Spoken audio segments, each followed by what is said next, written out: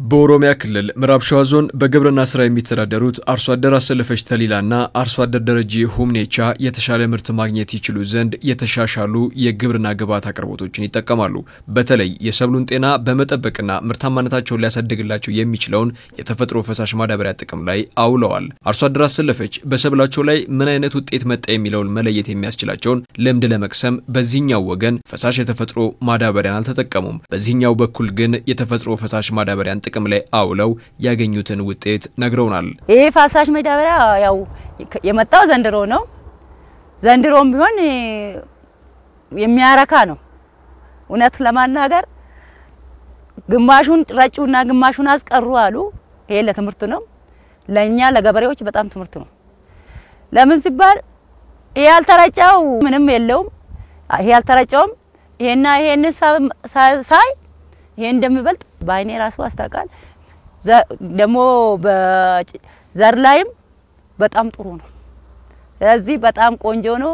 እንደዚሁ ቢቀጥሉና ለወደፊት ለገበሬዎቹ ይሄ ፈሳሽ ማዳበሪያ እንደዚህ በትንሹ ሳይሆን ለኛ እንደሚበቃን ቢሰጡን እኔ ደስተኛ ነኝ። ኢትዮጵያ አሁን ላይ በግብርናው ዘርፍ እመርታዊ እድገት እያስመዘገበች ትገኛለች። ይህ እድገት ደግሞ በመሰረታዊነት እንደ ደረጀ ሁምኔቻ ያሉ አርሶ አደሮችን ምርታማነት ከፍ ማድረግ የሚያስችል የግብዓት አቅርቦትን መሰረት ያደረገ ነው። በሁሉም ሰብሎች አመርቂ ውጤት እየተመዘገበ ሲሆን በተለይ እንደ ፈሳሽ ማዳበሪያ ያሉ የግብርና ግብዓቶችን ለጥቅም መዋል ደግሞ በምንመለከተው መልኩ የጤፍ ምርት ላይ ሳይቀር ልዩነት ያለው ውጤት ያስገኛል። መሰል የተፈጥሮ ግብዓቶች ደግሞ ሰብሉን የሚጎዱ ተባዮችንና አረሞችን መከላከል የሚያስችል ነው።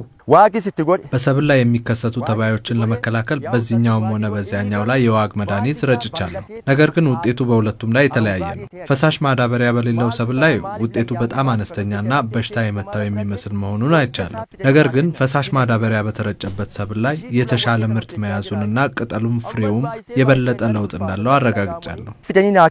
እንደ ወይዘሮ አሰለፈችና እንደ አቶ ደረጀ ያሉ በግብርናው ዘርፍ ለሚለፉ የኢትዮጵያ አርሶ አደሮች ምርት ማደግ ለግብዓት አቅርቦት የሚሰጠው ትኩረት ወሳኝነት አለው። አሲዳማነትን የሚከላከለውንና ምርታማነትን በእጅጉ የሚጨምረውን የፈሳሽ ማዳበሪያ ተደራሽነት በማሳደግ ሂደትም ከፍተኛ ትኩረት ተሰጥቶ እየተሰራበት ይገኛል።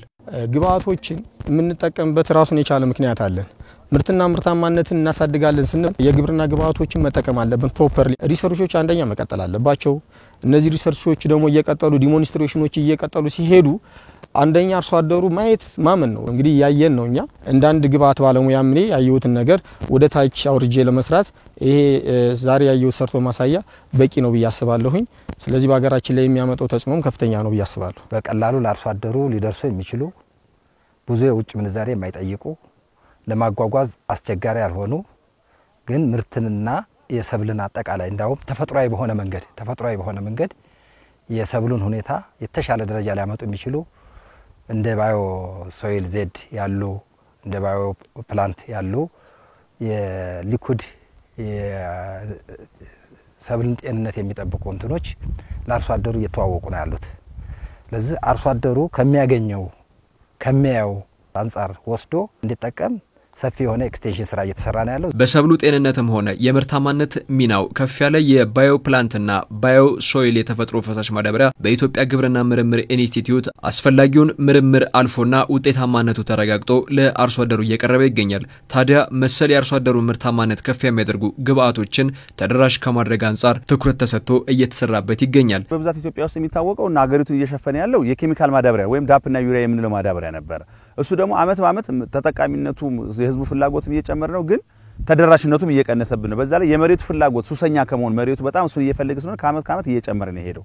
ያ ማለት ደግሞ ጨመረ እንጂ የምንጠቀመው ምርቱ ላይ ግን የሚጨምርልን ያም ያክል ይሆናል። የጨመረውን ያክል ማዳበሪያውን የጨመረውን ያክል ምርት እየመጣልን አይደለም። አፈር ልትሰራ የምትችለው በማይክሮ ኦርጋኒዝም ውስጥ ባለው ህይወት ባላቸው ነገሮች ስለሆኑ ይሄ ኬሚካል ማዳበሪያው ደግሞ ለነሱ ጥሩ ስለማለው በሆነ የጎንዮሽ ጉዳት ስላለው ባዮሶይልና ባዮፕላንት ግን በተፈጥሮ መመለስ ነው፣ ወደ ተፈጥሮ እንመለስ የሚል ነው ዋናው ዓላማውና በአፈር ውስጥ ያሉትን ማይክሮ ኦርጋኒዝሞች ወይም ደግሞ በአፈር ውስጥ ያሉ ስነ ህይወቶችን በማንቀሳቀስ የደከሙትንም ሆነ በጣም እንቅስቃሴያቸው የደከመውን ወደ ተፈጥሯዊ ዑደት በማምጣት አፈር በራሷ እንድትሰራ የማብቃት ስለሆነ አሁን እንዳየነው በሁለት አመት ባደረግነው በኢትዮጵያ ግብርና ምርምር እንኳን 50% ኬሚካል ማዳበሪያን ይቀንሳል። ያ ማለት ያገሪቱን እንግዲህ ምን ያክል በዶላር እንደምንገዛው በቀላሉ ማሰብ ይቻላል። ኢትዮጵያ ግብርና ምርምር ኢንስቲትዩት ቴክኖሎጂና መረጃን ያፈልቃል።